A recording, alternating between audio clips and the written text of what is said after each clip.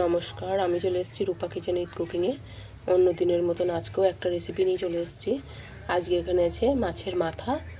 এই মাছের মাথাগুলো এবার নুন হলুদ মাখিয়ে ভেজে নেব, দিয়ে মুড়ি ঘন্ট করব। নুন হলুদ মাখিয়ে নিয়েছি, এবার এগুলোকে ভেজে নেব। এখানে ভাজা হচ্ছে মাছগুলো। এই মাছগুলো ভাজা হয়ে গেছে, এগুলো তুলে নেবো। এবার এই বাকি মাছগুলো এর মধ্যে দিয়ে দিয়েছি, ভাজা হচ্ছে না এগুলো।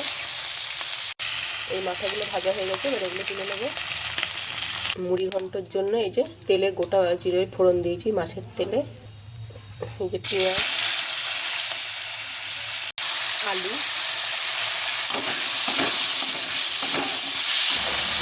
লবণ দিচ্ছি,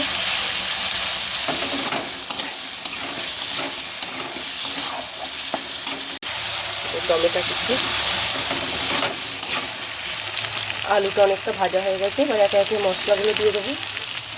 মুড়ি ঘন্টর জন্য আদা রসুন বেটে রেখেছিলাম, এটা দিয়ে দিচ্ছি। জিরের গুঁড়ো, লঙ্কার গুঁড়ো,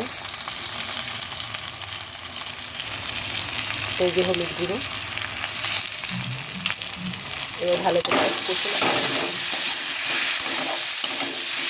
সামান্য জল দিয়ে দেবো। সামান্য জল দিয়ে দিচ্ছি।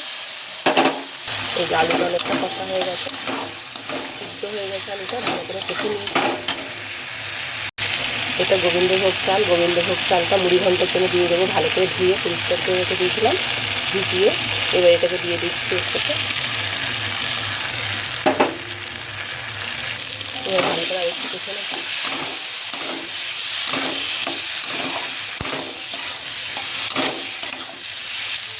ভেজে রাখা মাছের মাথাগুলো দিয়ে দিচ্ছি।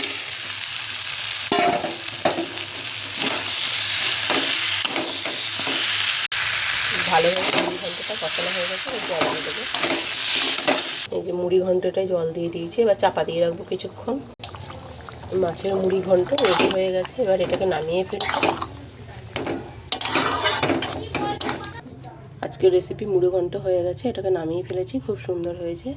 ভিডিওটা প্রথম থেকে শেষ পর্যন্ত দেখবেন। কেমন হয়েছে অবশ্যই জানাবেন। ভালো লাগলে একটা লাইক করবেন, আশা করি ভালো লাগবে আজকের রেসিপিটা। আজকের রেসিপি এখানেই শেষ করছি। পরের দিন আবার একটা নতুন রেসিপি নিয়ে চলে আসবো।